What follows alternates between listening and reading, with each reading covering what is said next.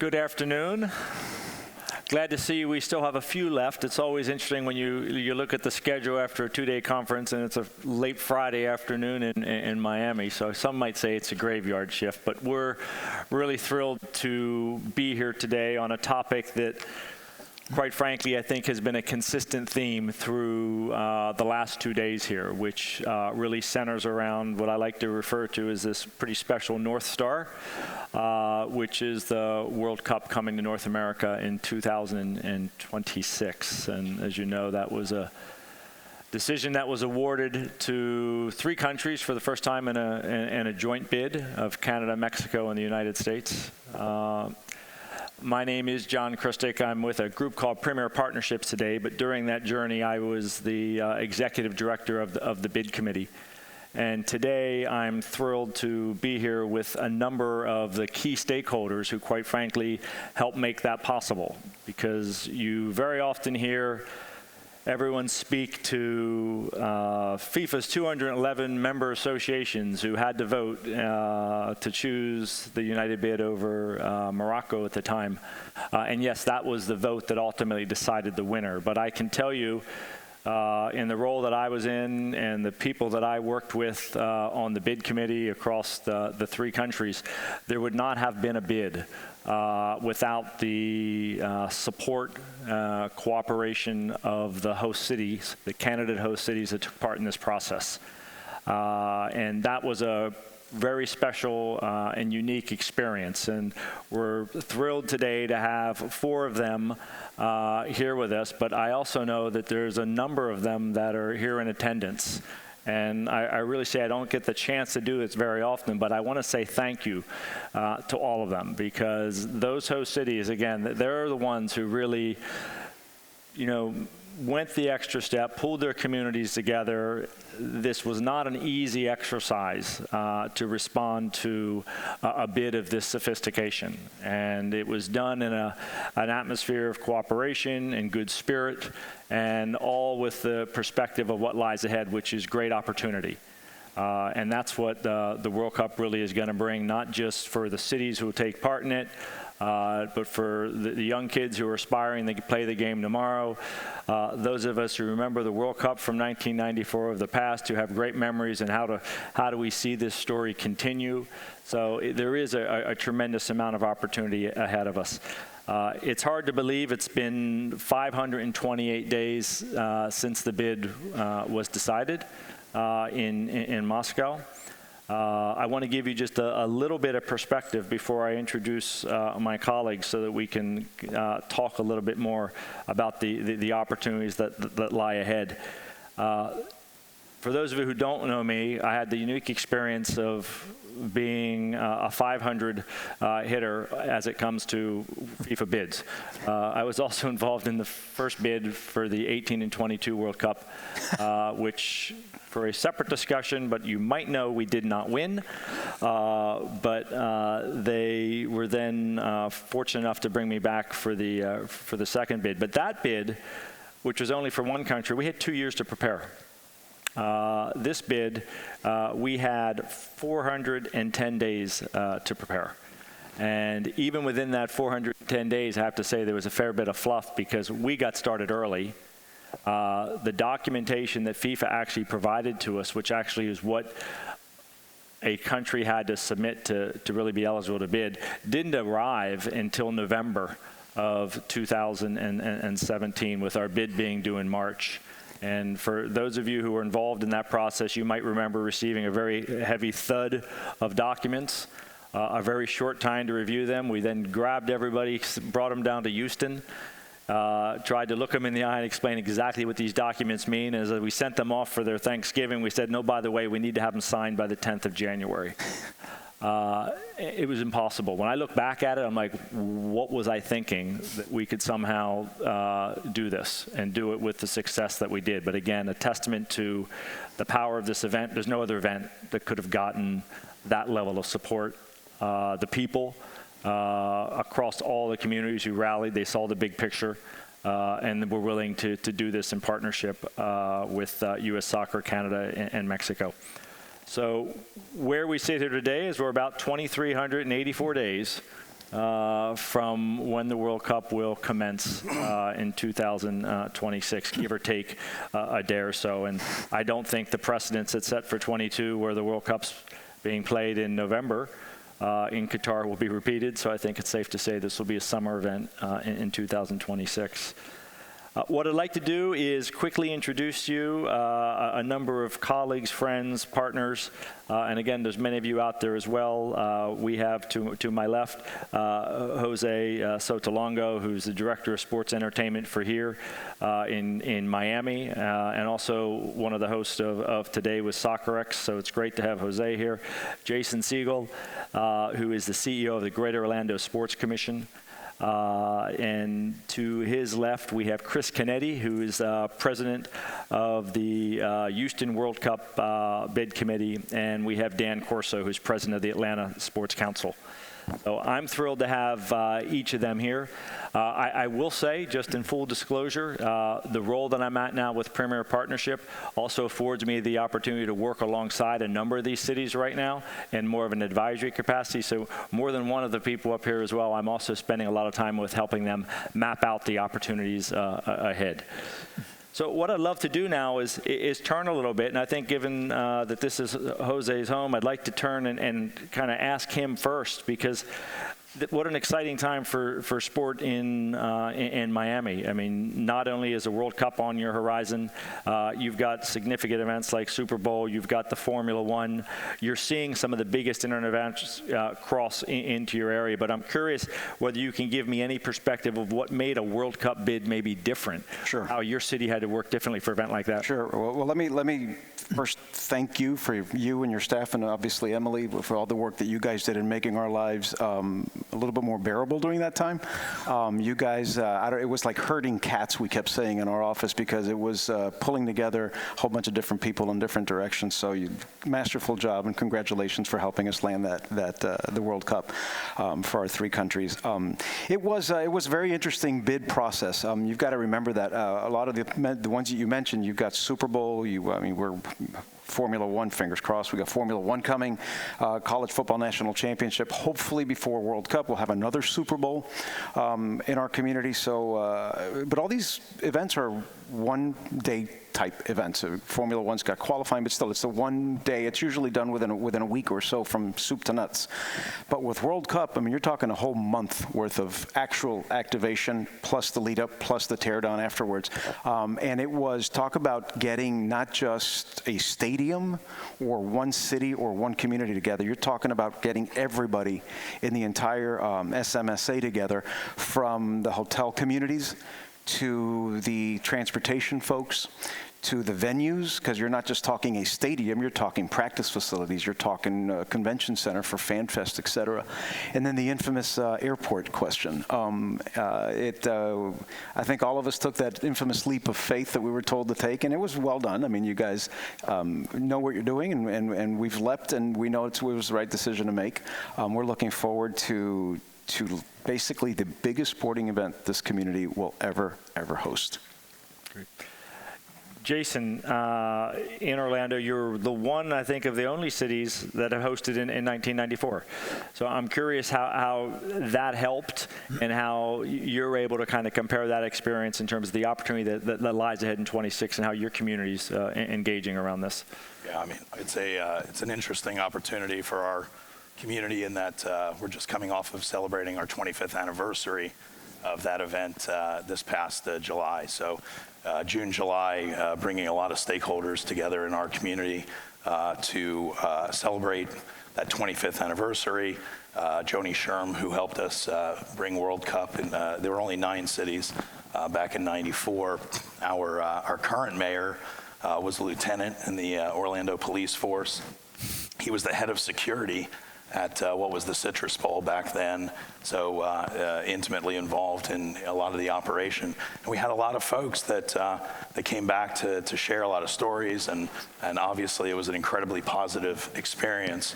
It was mentioned right off the bat yesterday, that the highest attended games, we saw about a $208 to $230 million economic impact from those games, even back then in 1994. And that's catapulted us forward Obviously, the opportunity to host, again, a lot of people that are familiar with the opportunity, but at the same time, we're welcoming, we're seeing 1,500 people a week move to Orlando these days, and obviously that we expect that to continue through 2026. So there's an awful lot of new people that are experiencing this for the very first time. So while there's a lot of great legacy projects that came from that, and certainly the list is, our Orlando City soccer team, our pride, hosting 2 MLS All-Star games, the rapid growth of youth participation in Orlando, the legacy, Sylvan Park was created, a lot of things that came from that. So it left a very positive tone, and in our collaborative environment, there's a lot of people excited about the opportunity to move forward. It is quite refreshing, actually, to think about, and it's easy to forget that, MLS wasn't in existence at the '94 World Cup. That was the legacy that FIFA had insisted upon, was that we established a professional league, and, all 4 of the cities up here have helped carry that through. Chris, maybe a good pivot to you. I mean, given that you were really part of that legacy with your role with the Dynamo and with the MLS ecosystem for many, many years, and now you're finding yourself as helping lead the charge for Houston's World Cup efforts. How do you see the city of Houston, who obviously are hosting, again, major events, how do they look at the World Cup differently than anything else? What makes it special in terms of this far in advance, how you're approaching it? Well, we took a bit of a different approach. Janice Burke, who's the CEO of the Harris County Houston Sports Authority, brought me in about a year ago. As you mentioned, I have 19 years of experience working for Major League Soccer with clubs in New York and in Houston. So we've set up a separate organization, the Houston 2026 World Cup Bid Committee, underneath our sports authority. We've brought in a chairman. We've brought in a board of directors of 20-plus folks from throughout Houston. And we're really taking a holistic approach at how we can involve the community in this process strategically and building a bid that will hopefully win it for Houston. Houston is the 4th largest city in America. A lot of people don't necessarily recognize that. And one of the things that's interesting about Houston is the demographics. We are the most diverse city in North America, and when you look at the demographics of Houston today, which is approximately 30% white, 30% black, 30% Hispanic, that is what the United States will look like in 2060 with the demographics. So we like to refer to ourselves as the city of the future, and when you're bringing the world's game to a place with such diversity, we think it's a great match, and we're definitely play off of that angle. Oh, great. And Dan, I mean, I think we're all so proud of what MLS has achieved, but when we look, at Atlanta and what's happening there, I mean, it's all inspiring. I mean, it really is. I mean, can you reflect a little bit on that? Atlanta was not in the World Cup in 1994. Obviously, they had hosted the Olympic Games in '96, so they had their eye on the ball as it relates to that. But when you sit here today and you see the way your city's approaching this, and you see the magic that's happening, I don't know if you could reflect on that a little bit for us. Yeah, there's 2 ways to look at that in relation to '94. We were gearing up for another big event 2 years later, but I think that we've used the fact that we were not a World Cup city in '94 in our current messaging now to our public and private sectors, particularly on the public side, is that we didn't get a chance for a variety of reasons in '94, but now we have a chance in '26, and we need to make sure that, our public sector from the state and the city level are highly engaged in this effort so that we don't miss out again, because this is still a competitive bid process. So that's one way of looking at '94. As it relates to Atlanta United, yeah, I mean, I know Darren Eales has been here over this period, and you can't thank him enough, and Arthur Blank, for what they've done with Atlanta United, our community. I mean, it's without a doubt raised our soccer profile, not only within the state and nationally, but also globally. I mean, they had 27,000 season tickets sold before the name was even announced. I think of the top 5 attendance records in MLS history, Atlanta United owns those 5. And they continue to lead the league in merchandise sales. So within our community, people are living and breathing soccer. They're living and breathing Atlanta United, both at Mercedes-Benz Stadium, but also on non-match days as they walk around in the merch. So it's really a part of our community and a part of our society now. And I think the fact that it's touched so many different parts. Atlanta's a very diverse city, much like you were saying about Houston, Chris. It's, but the audience that's going to Atlanta United matches is multi-generational, it's multicultural. So that's only really a great thing for our community, but I also think it plays into our narrative for the World Cup.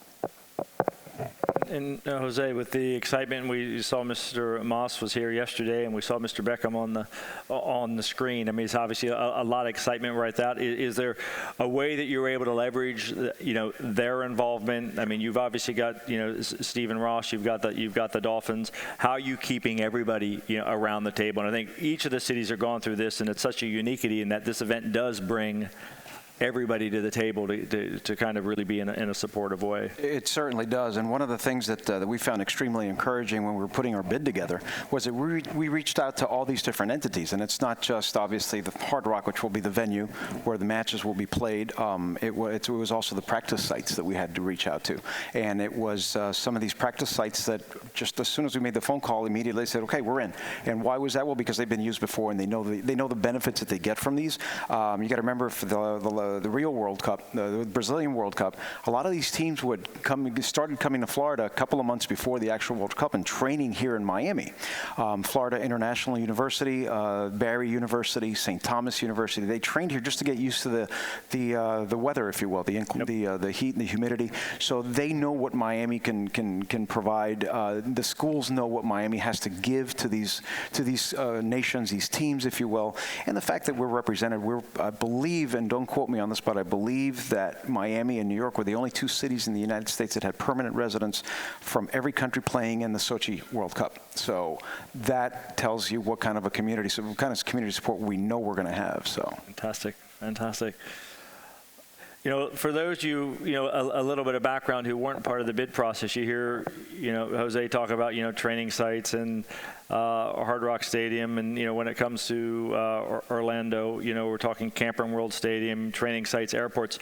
For these cities to take part in the bid, everybody, when we started the process, we had, I think, almost 50 cities raise their hand and say we want to be in. And the only condition we really gave them at that time was you need to have an existing facility of a certain capacity. We were very committed that there would be no new builds. Our bid was very much based on certainty, but we started with almost 50 cities, and by the time we sent out those documents in early November, they went out to 32 cities, in which we ultimately ended up at 23. But for those cities to take part, it wasn't just showing their communities are behind it, but they literally had to sign agreements that involved their host city with a series of obligations, their stadium, which was going to be a minimum of 40,000. Now that's not a challenge in the U.S., but that did mean that none of our MLS stadiums would be used to actually host matches, with the exception of Atlanta, okay, because it just so happens by chance that they also play in the NFL stadium.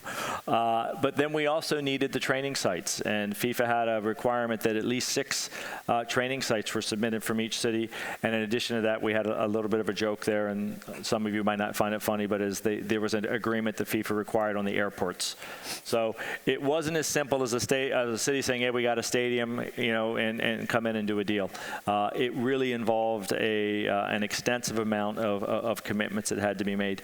And speaking to that, I just like, Jason, how do you make something like that happen? These are not, and each of your cities, I'm sure, have their own story. How do you navigate something of this significance, through a community as vast and as extensive as yours, and get everybody to say, listen, not only are these extensive and we're asking a lot, but we got to do it quickly? I think it's certain. If you take a look at the spirit of collaboration, and all of our colleagues, so many of them that are here with us, for this event, it's innate to what we're doing already. So in a lot of ways, whether it's WrestleMania or Super Bowl or a lot of these major events that so many of us have the opportunity to bring into our communities, you already have a template in place which is incredibly helpful. So in our particular case, to be able to bring government to the table, all of our key stakeholders have that first meeting to decide, okay, in what direction are we going to go? Does this make sense to everybody? Is it okay? Does it work with our airport, our tourism community? We have 125,000 hotel rooms, theme parks. There's a lot of stakeholders that are at the table to have these conversations, because first conversation is, how much is it going to take for this pursuit opportunity? This is a really unique opportunity where, I mean, your letter came to us when you were leading the United bid. Your letter came to us July of 2017. Here we are, late 2019. We may not have an answer for another 18 to 20 months. So this is, over a 42-month period of time, you have to have funding to pursue, to put the things in place, to educate, to make sure that your community understands what that investment is ultimately going to be. And if the numbers are what they are, and we're going to have to raise a certain amount of money if we're lucky enough to be awarded host city status, they also have to be prepared for not only part one, and part one includes, potentially some venue upgrades that a lot of cities are taking a look at. And part two, you're awarded that host city status, then you've got to execute. Now, we all know what the return on investment is. We've heard all kinds of numbers, $600, $800 million, $1 billion of economic impact, depending on what stages and which matches you're hosting. But that investment and those conversations have to have had in order to make sure that there aren't hiccups along the way, and that takes a real collaborative spirit. John, I can add that. Yep, please do. Jason brings up some good points. I think one of the challenges we all four of us face in this next phase is continuing to have our partners, the local partners, understand that this is still a competitive bid process, right? And there's still a long runway left to go. And, the requirements to hold venues, public spaces, convention centers, hotels, other places, they're on hold, but the owners of these venues would like to get going so that they can perhaps continue to hold or not hold and book other business. And so I think that's part of our inherent challenge here, is to kind of say, okay, now stay the course. We're still working, and so I just. No, it's a very good point, and never underestimate. What FIFA has to go through to administer a bid like that. And when they structure those bids, for good or for bad, they're done in somewhat of a one-size-fits-all scenario. So when they first drafted this, they didn't know whether there were going to be 10 bidders or one bidder. Ultimately, there were two bidders, but it was the same documentation. But you do get to that point now where, okay, the decision's been made. Now there has to be some form of adaptation to recognize these aren't brand new facilities that are being built just on the basis of a World Cup coming. But as Dan said, these are living, breathing, entities that are running business a couple hundred days or events a year. So there is a need, and I think FIFA's aware of that now. And I think as part of this process, and a big question everyone has is, when are they going to engage? I think we all hope the answer to that is soon, but that'll be one of the things that I know many of the cities are going to be challenging them on is, listen, you say you're going to make a decision about a certain thing in 2023. Is that really appropriate, given that you're here in a market where those facilities might be already consumed by then? Can we accelerate that? And I think that's where everyone's looking forward to kind of get into the weeds with FIFA on some of these real issues. One of the things I want to touch with in Houston is, you talked a little bit earlier about kind of a slightly different approach, and I'm curious, like the sport of soccer in all these cities, it's running through it. But I think in Houston in particular, I've heard you speak a few times, Chris, about how the sport is, how they're using the World Cup to try to grow the game, and how the community can get more involved. And of course, your goal is to host World Cups, but even if not, how do we use this now, when everybody wants to talk about the game, to start accelerating some initiatives? And I'm just curious if you can talk a little bit more about how your community is kind of responding to that. Well, Houston is a soccer town. It's a great soccer town, and it goes well before the days that the Dynamo even arrived. There've been several matches and friendlies that have taken place at NRG Stadium that actually encouraged MLS to relocate to Houston. So it's a great soccer city. And again, our diversity plays a big part of that. It's an international city. So everybody's excited about the World Cup. It's one of the great things of this event is every door seems open as we talk about the bid and what it's going to take to get it done. So as we think about the legacy that we want to leave behind from the World Cup, certainly growing the game is a big part of it. And there's a huge opportunity in Houston and in the South Texas region, as it's known, to add more players, to add more viewers, to add more virtual players, to improve the referee pool, to improve the coaching pool. So these are all things that we think the World Cup can have a very, very positive impact on. So what we've done is we've reached out to all the various stakeholders in all of those areas in soccer, in and around the Houston area, and even beyond, to talk about what are the programs that are either in place or can be put into place that are going to help grow these things. And there is certainly no event more prestigious and popular and powerful than the World Cup. So we've got a strong plan in place with all of these various stakeholders that we can act on now. We don't feel like we need to wait until we win a World Cup bid. We actually feel like let's get the community behind it, let's get it going, and that'll be part of the narrative we hopefully can put into play. That'll be a positive piece to our bid going forward. And, kind of extending that question to you, Dan, I think you're benefiting, and we're seeing the fan experience almost being reinvented every day with the Atlanta United kind of phenomenon that's occurring there. And obviously you've got a iconic, state-of-the-art super facility there, which helps. But it's not just that. And one of the things I think a lot of the cities are thinking, listen, it was, how many days ago did I say? It was 528 days ago that we won. FIFA received the bid documents probably 600 days ago. A lot has changed in a market that moves very, very fast. And maybe you can touch on that a little bit, because I know we've referred to it a few times, what's already changing in your area around the... Yeah, we continue to evolve the infrastructure and the assets that we have to offer to these major sporting events. And I think, like everyone else here on the stage, we all have our advantages when it comes to why our city should be a host. And I think in Atlanta's case, you could probably look at it two different ways. I'll start kind of inside out. So if you have at the core of what we call our championship campus, right, in the heart of downtown, you've got Mercedes-Benz Stadium, which is state-of-the-art. And if you haven't seen it, we hope you can come and experience it, because it's truly a great experience for the fan. It's all digital, and it's truly wonderful. And then next to Mercedes-Benz Stadium, you've got over 1 million square feet of convention center that's steps away. And then steps away from that, you've got a 18,000 capacity brand new State Farm Arena, which is right next door to Centennial Park, which is where we have all our public fan fest and public concerts. And so that's a great combination of competitive and public space for private and public events. And we just experienced, utilizing that space for Super Bowl 53 earlier this year, and now we're about 4 months away from hosting our 5th Men's Final Four in that same space. So it's gone through it, and it kind of knows how to work, and we know how to work it, and the organizations that control those spaces all work well together with us. So if you take that campus, then you've got surrounding it within walking distance restaurants and attractions, which is then surrounded by 12,000 hotel rooms, all within walking distance. And so that's really our message, is that it's very fan-friendly, it's very compact, and it's extremely walkable.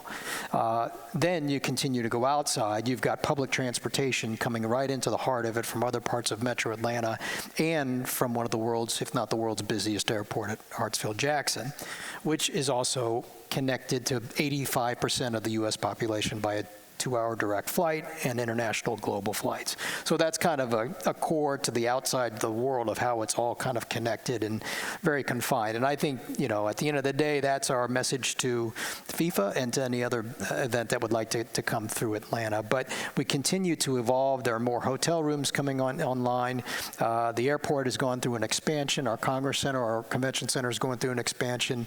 And we're getting a lot of companies kind of coming in that are understanding the value of sports, and not just the economic impact that it provides to the community, but also the social impact, and they want to invest in that. And so I think we've got this great infrastructure of assets that just sets up really well for these big events, but then we also have this engagement of public-private that, just adds a great layer to it.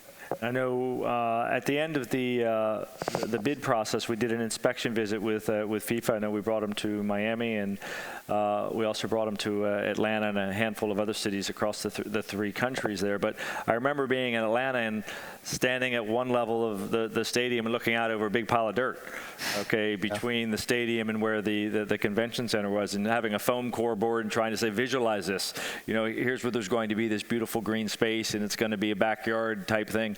And to see that's now come to life, and hear Darren yesterday talk about how it was done, obviously from an NFL perspective, of bringing a tailgate experience, and how the Atlanta United supporters have already adopted that, and they've kind of created their own special tailgating experience. And I think it's that sort of kind of innovation and change I think FIFA is also going to be very receptive to. Well, that space is where the old Georgia Dome was, right? And so it imploded, it came down, and to your point, the Falcons and United and Arthur Blank created this green space called the Home Depot backyard, and it has really become that spot where I think, to the United's credit, they've kind of fused the football, college football, pro football tailgating experience to MLS. And, you know, you go down and you see the flags and the music going before, the flags waving and the music going before the matches. It's really cool. Special. Jose, Super Bowl, Formula One, obviously aspirations for the World Cup. I'm curious, how does it work organizationally with these big properties? They're here, how the city's interfacing with them. Maybe give us some kind of real time. I mean, obviously, you know, a lot of pressure on right now with that little game coming up in January. So I'd love for you to reflect on that. How do you make all the pieces work? 72 days away from the Super Bowl, but who's counting? We're very fortunate. We have a lot of these players in town that we work very closely with. We're very fortunate that on our we have what we call a sports tourism advisory board, and all the players are on there, all the stadiums, all the venues, all the colleges, teams, etc. And we all do play very well together in the same sandbox. We try to help each other out. We know that the bottom line is to help the community, to help our residents, to help our tourists, and to help increase what it takes to make Miami a world-class city, which it is. We like to refer to ourselves, as I normally say, as I like to say, that we're the northernmost city in Latin America, and we play together very well with everybody in the hemisphere. So it takes a lot of work, because obviously everybody wants to have the largest piece of the pie, and that's fine. And we don't care where that pie gets cut, as long as the pie gets cut in our community. So, and we all really do try to help each other. And it's exciting to see when we have one of our meetings and we have the Hard Rock Stadium talking to Marlins Park about working on a project together, and it's exciting to see that, and it just puts a smile on my face, because it really does bring the community together. I've been in this city my whole life. Nothing brings people together better than sports. It's language is not an issue. I'll never forget where the World Series, Marlins won the World Series in '97, and you had everybody from every walk of life in the streets partying and celebrating. So that shows what sports can do, and our top dogs, if you will, know what it does. So they work together very well. It's an exciting time. And toss this one your way, Chris. Are there differences you're doing from the perspective of the city in terms of how you're approaching the next phase of the process with this event than if it were any other event? I don't know, maybe it's not the clearest question. I'm just trying to see what makes this so different. I mean, the magnitude of it, how many years you have in advance of it. Are there any things that are going specifically different than the other templates that you might have for major events? Yeah, I mean, having not worked for the Sports Authority in the past, or the Sports Council, I might have a bit of a different perspective on it, but it seems as though we have a lot more time, and you guys could probably tell me better, a lot more time going into the decision, right, first of all, and then a lot more time from the decision to the time the event is actually held. So it seems right now that 100% of our time, effort, and energy is spent on the strategy to try to win it. And I know we're all competitors here, but so the goal is really, what is going to be the best narrative, what is going to be the best plan, the best strategy, and the things that we need to do to make sure that we can end up as a host city. We're approaching this as though nothing is guaranteed. We're on the bubble. We could be, last one in or last one out. So we feel like we need to be creative. We feel like we need to be strategic and more organized, perhaps, than some of the other cities that might be automatic locks. So as a result of that, it's been an organized effort where everybody has been participating, from the mayor to the county judge, all the different governmental officials, all the major corporations. Houston is home to a number of Fortune 500 companies who have all gotten behind us, and in some ways financially gotten behind us. So every single civic organization you can mention, and of course all the sports teams that we have in town as well. It's really been a unified effort, and that's been Houston's MO, if you will, over time. And when Katrina struck New Orleans, 150,000 survivors needed to evacuate to Houston, and Houston was there with open arms to welcome them. We had our own incident with Hurricane Harvey a few years ago. So Houston's a city that really can react and respond and make big things happen. And I think as we think about the World Cup, it's very similar in that way. I have one question for each of you, and maybe take a minute each, just watching a little timer click down here. If selected to host a World Cup host city, okay, fast forward, last ball kicked in your city, 2026, for good reason you've each been able to see it through all the way to the end. What's the memory you want to take away? U.S. winning. I like that one. I like that one. I think the legacy that we leave behind. I think our goal is to fundamentally make Houston a better place by hosting a World Cup. Yeah, certainly the opportunity to affect change. Yeah. I think when you start to have the traditional conversations that we may have as event organizers and planners, but then to start to have conversations about sustainability and human rights and things that are necessary. I mean, this is a unique opportunity to not just bring our country together, but to bring North America together. And anything that can bring North America and our country together is certainly a positive. No doubt, and I have to agree with my three friends up here. What I would like to see is the same way that MLS was the legacy of the '94 World Cup. Like Jason said, if this World Cup can draw everybody together and show not just externally but internally what our business sports can do for a community, because a lot of people forget that it's a multi-billion-dollar industry in each city for the most part, and to see what we do, and a lot of people think that what we do for a living is just fun, and we go to games and we have a lot of fun, but there's a lot of blood, sweat, and tears that's involved in this. And what we do is we create economic impact and jobs for our residents, and that's what we get paid for. So if we can show the world that there's more to the world of sports than just going to a game and cheering, but that it's the business, I think we'll do a lot of good for ourselves. I'll answer that question myself as well, because the one thing that, and I've said this a number of times during the kind of bid phase, that I was so proud to be part of this process, because if it wouldn't have been for the World Cup in '94, I never would have gotten into this business. And it was a complete, just luck of the draw that somehow I got a role involving the World Cup, and it took me on throughout a very, productive and successful career so far. And I just look at what it will do to the rest of our industry, the amount of opportunities that will appear, whether it is with the entity itself that's running it, whether it's within the cities, whether it's with the agencies that are supporting the cities, or whether it's with, the technical operations around the stadium. There's going to be a whole generation of sports marketing professionals within our industry who are going to benefit from this, who will then, I think, carry it forward. And I think that's something that we can all really look forward to. So, listen, this is it's been a thrilling ride up until now. I know all the cities are doing very similar exercises right now. They're reading the bid book. That bid book was put together with a lot of blood, sweat, and tears. It wasn't done just to sit and collect dust. The blueprint is there. And we all know what the opportunity will be for our cities. But the fact of the matter is, this sport is growing at a phenomenal rate in our country. And there's an enormous amount of opportunity. And if we can use the ability for the World Cup to galvanize all these decision makers around the table to make decisions right now for what we know is going to result in positive outcomes. And the fact on top of that is, oh, by the way, we can be hosting the World in 2026. That's the opportunity. When we were in the bid mode, that was the legacy that we want to see. It's not a legacy that starts when the World Cup ends. It's a legacy that starts when FIFA awards it to us. So we're all very anxious, myself as well, for the re-engagement from FIFA, U.S. Soccer, Canada, and Mexico. All assurances are that will start early in the new year. And yes, it will be competitive, but I have a belief that every city that takes part is going to be a winner in this, and we're all going to celebrate in 26. So thank you very much. Wish you guys all a good rest of the event and a good weekend. I thank all of you for joining us up here today. Thank you.